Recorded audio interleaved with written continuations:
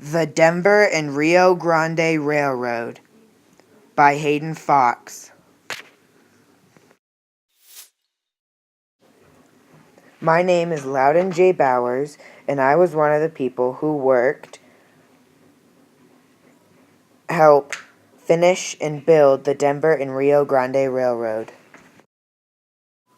Though I did help out a lot with the railroad, I was not the only person involved.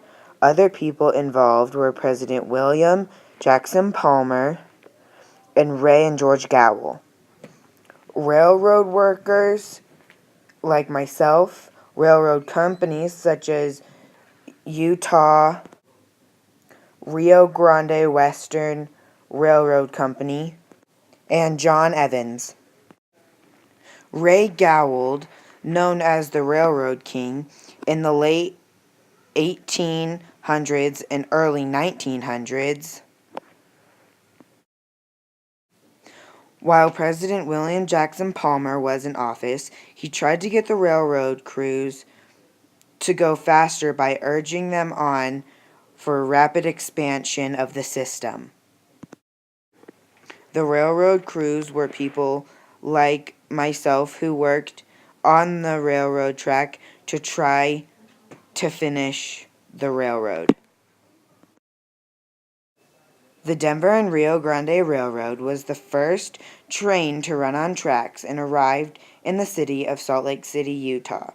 This railway ran through three main states. Those states were Utah, Colorado, and New Mexico.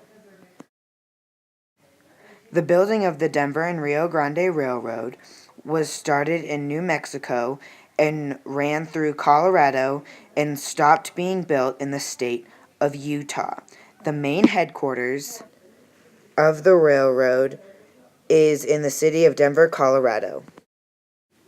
During the construction of the Denver and Rio Grande Railroad, the local residents of the three states, New Mexico, Colorado, and Utah, were worried because the railroad companies were not taking up good financial offers to man the building of the railroad.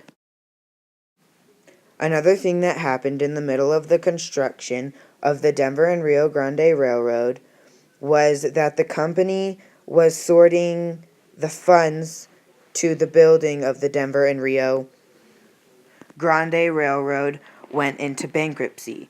This means that the company did not have enough money to pay for the funds to help build the railroad. In the process of trying to get out of their financial difficulties, the Denver and Rio Grande Railroad also had another conflict.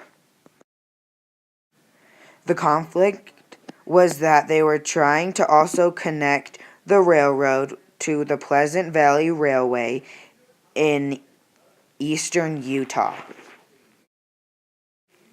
One more conflict that the railroad had was that it was not finished on the date it was supposed to be, so another company was trying to buy the railroad because of all the financial difficulties that it was having. After the companies figured out a way to get out of their financial difficulties, they then found a way to connect both of the railroads to complete the construction of the Denver and Rio Grande Railroad. The person that had gotten the railroad companies out of bankruptcy was a man named John Evans. He did this by holding a stock meeting in which new company board members were elected.